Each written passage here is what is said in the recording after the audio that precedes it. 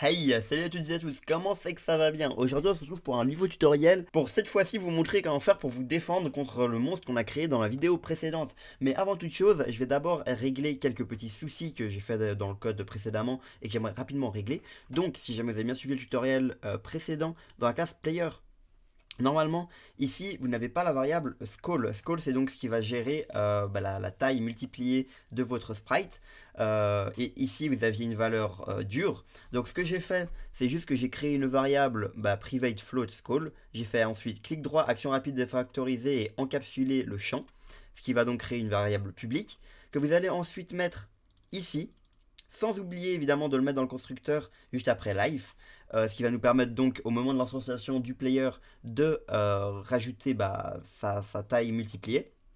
Et évidemment, n'oubliez pas de le rajouter dans le player animation à la toute fin. À l'endroit où il y a là, vous voyez qu'à la fin, il y a un scroll multiplicateur qu'il faut évidemment mettre ici. Donc, une fois fait tout cela, on peut commencer la vidéo. Et donc, ça permet rapidement de pouvoir la modifier directement depuis le player. Donc, ici, on peut vite fait aller faire une démonstration. Donc là, vous êtes à 3.5, j'ai lancé rapidement. Donc là, normalement, on a la taille par défaut que j'ai montré pendant le tutoriel précédent. Et si jamais j'augmente par exemple à 8, voilà, normalement ça va être bien plus grand et bien affect à voir. Donc voilà, vous pouvez le voir. Hop là, fabuleux, il est énorme. Voilà, maintenant que c'est fait, on peut commencer la vidéo. Et ce qu'on va faire, c'est rajouter une arme à votre petit personnage. Donc l'arme, ça va être une arme à distance, comme si jamais il avait un petit pistolet, et il tirera sur l'ennemi en question, donc le petit démon que j'ai fait à la vidéo précédente. Enfin, il y a quelques vidéos. Donc ce qu'on va pouvoir faire, ici on a le player, on va juste lui rajouter une fonction, par exemple c'est isAttack, enfin plutôt attaque. Donc ce qu'on va faire, c'est un public void isAttack. Juste pour dire que quand il attaque, il va rentrer dedans. Donc voilà, on a notre fonction. Et ça, on va l'appeler à chaque fois que le joueur va faire une action. Donc, if. Ok, donc maintenant, on va créer un mouse state. Donc, on va prendre les informations de notre souris pour effectuer une attaque au moment où on fait un clic gauche. Donc, on va faire un mouse state. On va l'appeler mouse, peu importe. Et là, on va donc faire un mouse.left click, left button est égal button state.precede. Voilà, donc à chaque fois qu'on appuiera sur le bouton gauche, alors on rentrera là. Sauf que là, évidemment, le petit souci qu'on a, c'est que si jamais on maintient, ça va faire l'attaque en boucle. Donc ce qu'on va faire, c'est un simple booléen qu'on va rajouter au-dessus, qui va être bool is pressé, enfin précède, voilà.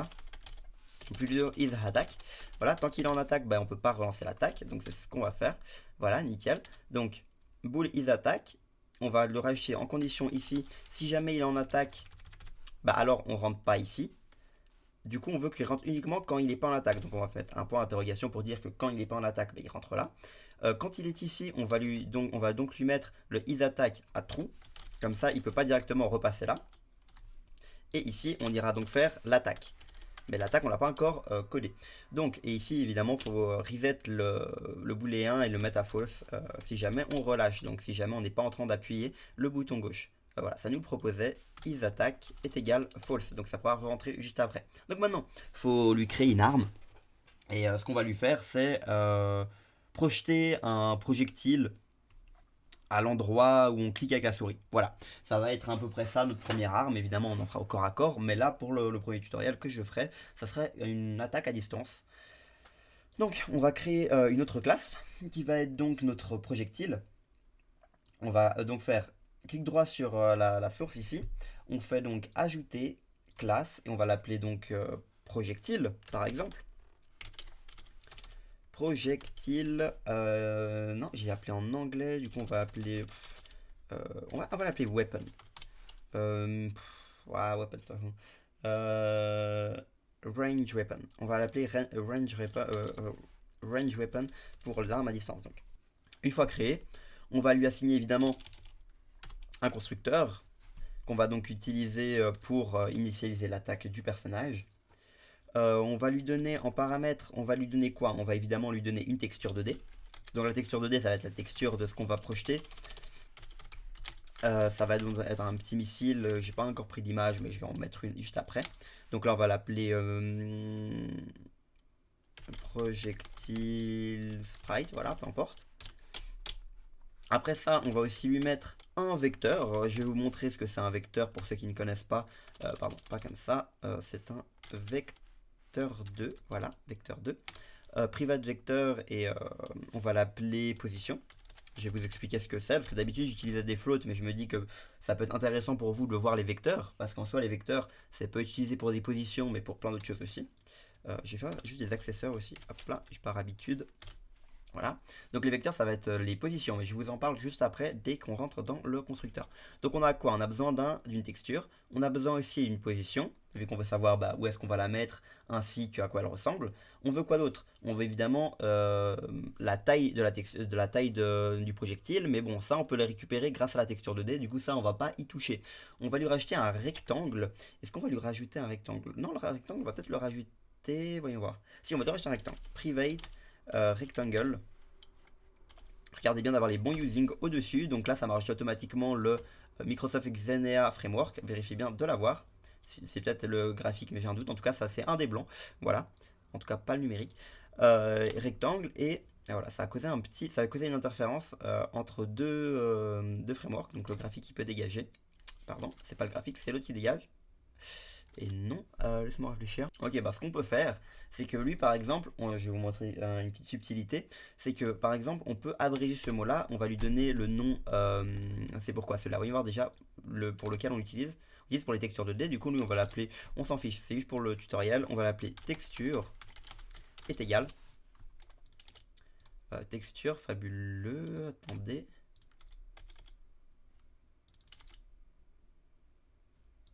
On va l'appeler T. Et donc T, je vais l'utiliser juste ici. Comme ça, je fais un T point. Et là, ça va directement récupérer toute la ligne et l'abréger. Et en théorie, ça devrait retirer les petits problèmes.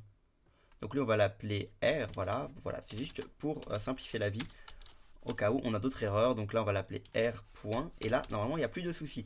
Donc ce que ça fait mettre R égale, c'est simplement rajouter tout le using dans une variable. Vous pouvez l'appeler comme vous voulez. Simplement, moi, je l'ai mis dans un R. Voilà. Donc le rectangle il est là et on va donc l'appeler collider. Voilà, collider, on a l'habitude, vous connaissez si vous suivez mes tutoriels. Donc encapsulé. Là on va juste les rendre en public comme je viens de le faire. Et maintenant en paramètres, qu'est-ce qu'on veut? Le rectangle on n'a pas besoin de le passer en paramètres étant donné qu'on aura déjà notre texture. Donc ce qu'on veut en priorité c'est texture 2D et là on va l'appeler sprite, peu importe. On va ensuite rajouter le vecteur. Donc le vecteur, enfin vecteur 2, on va l'appeler position. C'est pas très important ce qu'on met là tant que on respecte ensuite l'assignation des valeurs dans le constructeur. Et on va lui rajouter, qu'est-ce qu'on va lui rajouter? On devrait lui rajouter aussi les dégâts, parce que oui, l'arme elle doit faire des dégâts, et ça serait cool qu'on puisse la prédéfinir à l'avance. Donc là on va appeler private, on va mettre quoi? Des dégâts en float, parce que ça, on va dire que ça peut faire des dégâts à virgule. Donc private float damage. Et j'ai vu un truc intéressant si c'est la vélocité, parce que oui, pourquoi pas. Private, float, quoi qu'est-ce que j'en ai besoin? Non, j'en ai pas forcément besoin. Pour le moment, on va garder ça. Ouais, bon, non, faudra quand même en mettre si jamais on veut augmenter la rapidité. Ça peut être sympa. Et là, on va la mettre en float aussi. On va peut-être les normaliser après la vitesse, mais enfin, on verra après. Hop là. J'ai pas encore trop réfléchi, mais je vais vous montrer comme je le fais. Donc là, j'ai rajouté deux nouvelles valeurs, donc il faut évidemment pas oublier les damage maintenant ici. Donc float damage et float velocity. Hop là. Et ici là ce qu'on va rajouter c'est donc directement sprite.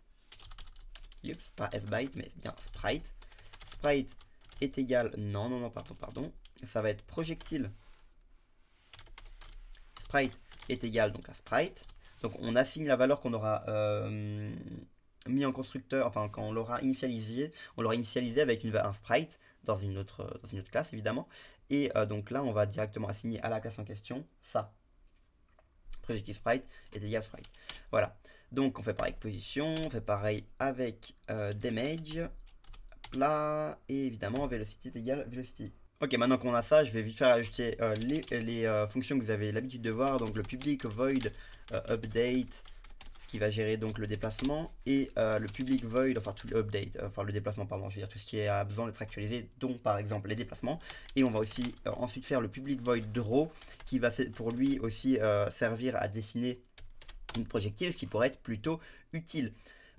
Donc sans plus tarder, j'ai déjà essayé de faire afficher ça et vous parler donc du vecteur 2. Donc pour ajouter l'image, comme vous le savez si bien le faire, vous allez dans Content tout en haut à droite, vous faites content.mjcb, vous cliquez, ça va ouvrir votre petite interface. Hop là, elle est ici, magnifique. On va rajouter donc ça dans Player, on va lui rajouter un projectile, donc allez choisir une image qui pourra servir de projectile, je vais faire de même. Vous faites donc Add Extreme Item si jamais vous l'avez en local, et vous êtes un peu obligé de l'avoir en local donc. Ok, donc moi j'ai trouvé une image qui pourra représenter une balle, donc je l'ai mise, hein, je l'ai même pas renommée, elle s'appelle Basic Bullet. Je vais réutiliser son nom, mais faites gaffe à bien renommer comme vous l'avez nommé. Donc évidemment, vous n'oubliez pas d'aller dans le Global Texture, pardon, on a eu l'habitude de faire comme ça, on va le continuer. Donc Public Static Texture, et là on va mettre donc le nom Bullet par exemple, comme vous voulez, ça c'est pas très important, tant que vous vous en rappelez. Dès que c'est fait, vous allez dans Game 1 pour ensuite initialiser évidemment la texture qui n'est pas initialisée si vous ne le faites pas. Donc Global Texture, point, le nom de de ce que vous venez d'écrire, donc moi c'est Bullet, est égal à content.load. Donc le content.load c'est ce qui va servir à chercher tout ce qui est lié au content. Donc vous allez vous allez mettre en paramètre des petits crochets texture 2D, vu que c'est une texture, et en paramètre entre guillemets le chemin du répertoire. Donc pour mon cas, vous pouvez le voir, c'est player. C'est player. Et ensuite le nom. Donc le nom, je l'ai appelé comment je l'ai appelé? Je l'ai appelé Basic Bullet. Donc Basic Bullet. Voilà, pas besoin de mettre le point PNG ou JPEG que vous avez, ça le détecte automatiquement, ça c'est pas un souci. Donc on va directement tester d'afficher une balle, donc là on va le faire en dur, private, comment on l'a appelé? On l'a appelé la classe range weapon. Voilà, range weapon, et on va l'appeler balle. Bon voilà, balle, on s'en fiche, c'est pas grave, franchement de toute façon on va supprimer cette ligne juste après. Donc là, maintenant qu'on a ça, dans le initialize, on va donc créer une balle était, non pas caméra, balle est égal new range weapon. Donc là on initialise, on met quoi en paramètre? On met la texture, donc là on vient de l'initialiser juste en dessous, elle s'appelle donc global texture bullet. Point bullet. Voilà, on a la texture, maintenant le vecteur 2 position. Donc le vecteur, en fait, c'est un peu comme pour player, vous voyez ici dans player, j'utilise le float x et le float y qui est donc la valeur de ma position. Sauf que là je le fais de manière séparée, alors qu'avec un vecteur, on peut juste les faire de la même manière, mais c'est une seule variable qui va être fusionnée. Donc là vous pouvez voir, c'est en fait 2 points. Les vecteurs on les voit souvent dans les graphiques, avec la valeur des x et des y, l'abscisse c'est l'ordonnée. Et donc là je fais un new vecteur 2. Et en paramètre, je mets quoi? Je mets le X et le Y. Comme je l'ai dit, ça s'utilise souvent dans les graphiques. Si jamais vous êtes assez loin en mathématiques, vous l'avez sûrement déjà vu, ou même en physique, peu importe. Donc là, ce qu'on va mettre, on va mettre une valeur au bol, hein, ça va être 50 sur 300, pas grave. On va peut-être quand même voir où est-ce qu'on a mis le player, on l'a mis là, d'accord. Bon, et on l'a mis en 240, c'est pas grave, on laisse ici. Et après, on lui a dit quoi aussi? On lui a dit les damage et la vélocité. Bon, pour le moment, elle va pas bouger, du coup, pour le moment, on va dire qu'elle fait 3 dégâts, et la vélocité, on va mettre 3 aussi. J'en ai aucune idée, donc qu'est-ce qu'il nous raconte de mauvais? Conversion impossible de Microsoft Xenia vraiment en système numérique vecteur 2. Donc là, ce qu'on peut dire, c'est que qu'est-ce qu'il nous raconte? Vecteur 2 en système numérique. Mais non, on n'en veut pas du système numérique si je me trompe pas. Donc on va y faire un truc, c'est que là, on a un système numérique qu'on n'en veut pas. Ah ah. Pourquoi est-ce que le vecteur 2 est méchant avec nous? Donc là, on va mettre vecteur 2. Voilà, c'était celui-là qu'il fallait. Donc là, on n'a plus besoin du R. Voilà, ça c'était un peu n'importe quoi. Là, le rectangle. Voilà, le rectangle marche très bien. Donc vérifiez bien d'avoir les mêmes que moi. Tout ça, vous pouvez dégager. Tant que c'est pas jaune, blanc, pardon, c'est pas nécessaire. Voilà. Donc, une fois que c'est fait, on va dans Game 1. On vérifie maintenant si le vecteur 2 marche bel et bien. Il marche bel et bien. Maintenant, on va faire que balle se dessine et s'update. Donc, balle.update. Hop là, et balle.draw. Hop là, balle.draw, fabuleux. Donc là, on peut déjà vérifier est-ce que ça se dessine normalement. Bah évidemment que non, parce que j'ai oublié de rajouter le fait que ça se dessine. Ça serait trop facile. Donc vous allez dans Range Weapon, dans le draw, vous allez faire un simple global.spritebatch.draw. Et là, on met quoi? On met évidemment notre texture. Donc on l'a appelé comment? On l'a appelé projectile sprite. On a mis un rectangle. Est-ce qu'on a besoin du rectangle? Non, on n'a pas besoin du rectangle. Ouais, on peut utiliser un rectangle. Allez, on va utiliser un rectangle, pourquoi pas. C'est un peu de l'overkill, mais allez, on va le faire quand même. New rectangle. New rectangle, il va prendre quoi en paramètres? Il va donc prendre les positions x et y. Donc là, actuellement, nos positions x et y, c'est quoi?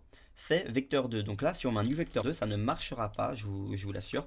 Donc là, on va mettre par exemple 50 et 50.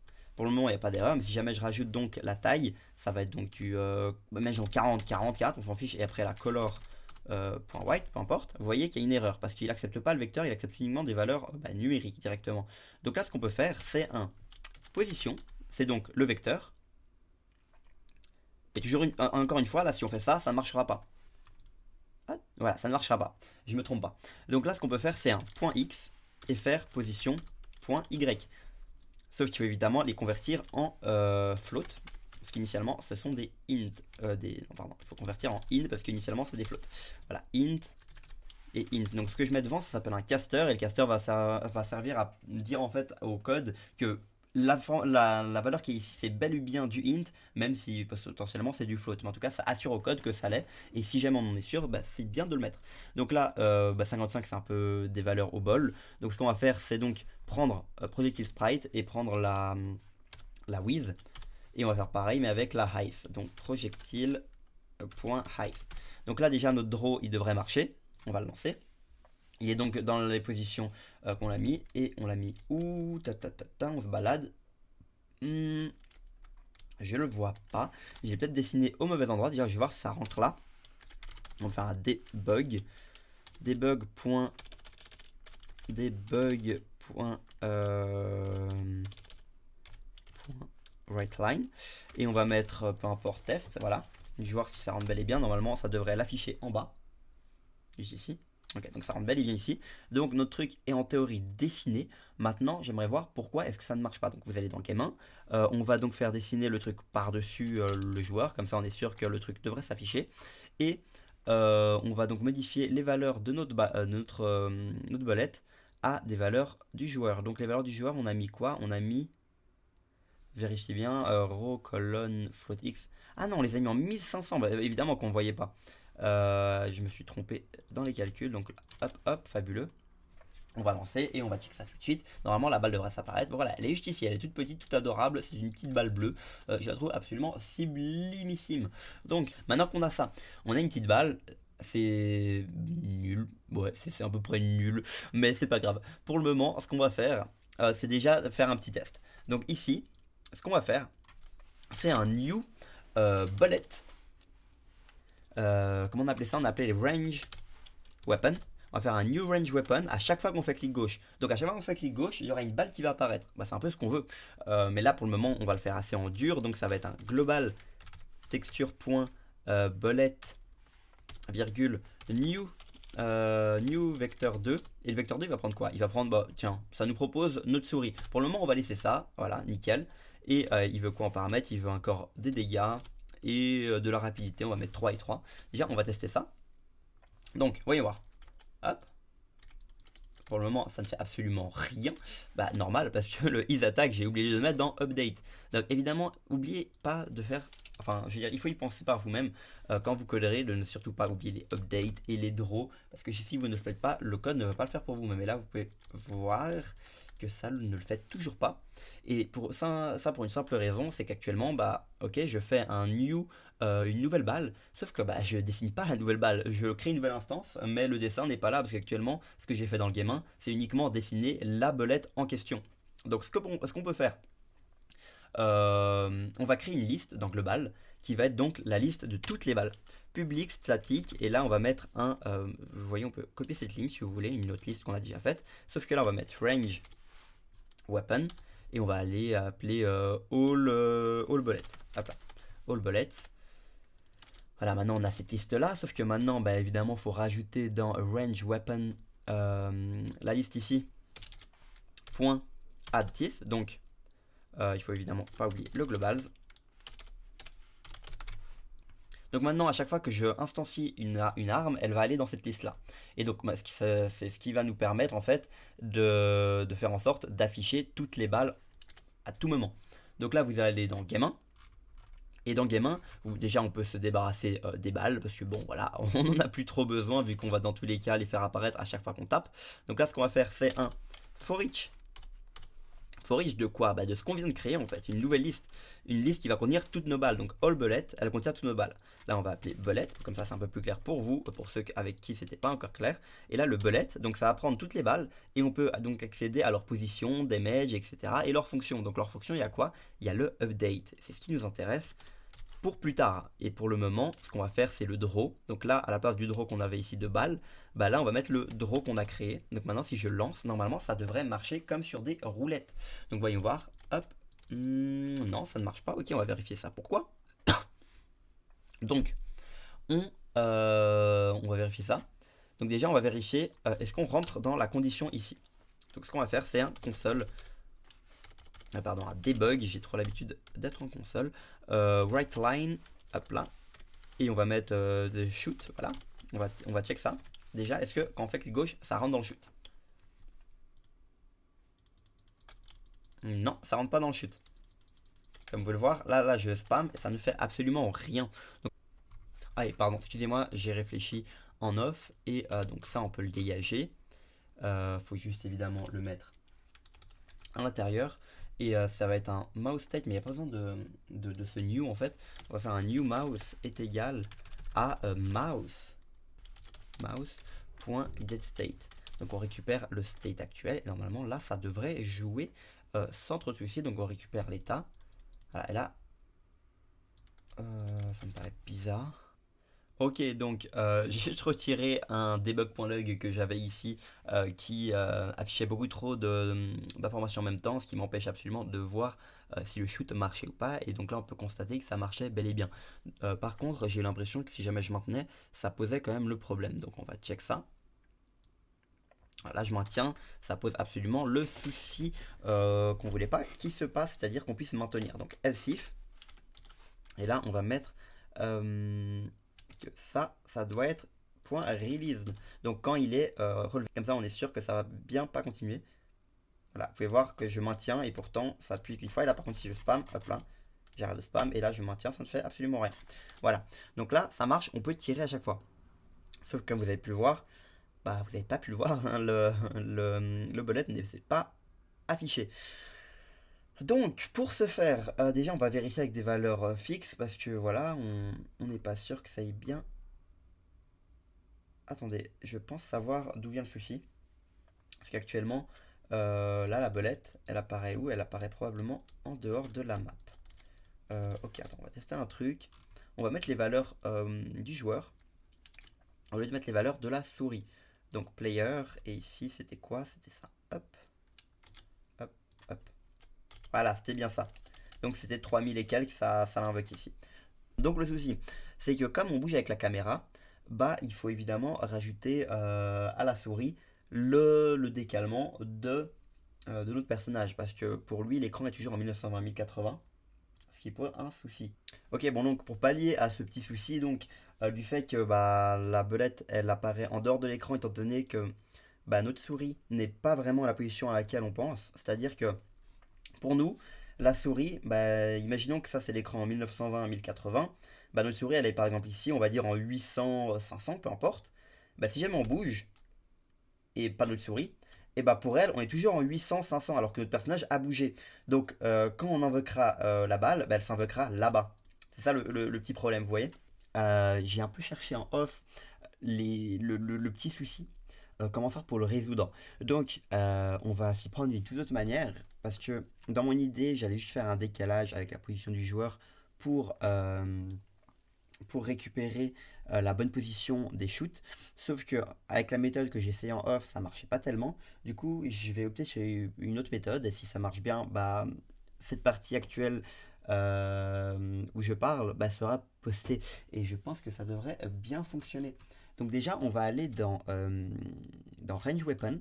Et dans Range Weapon, on va rajouter un vecteur de direction. Donc le vecteur de direction, ça va être là où bah, la balle va tirer en fonction de là où on appuie avec la souris. Donc on va l'appeler vecteur direction. Direction, voilà. Comme d'hab, clic droit, action rapide à factoriser, encapsuler les champs. Top. On va donc le rajouter, après la position, on va lui rajouter un vecteur de direction. Nickel.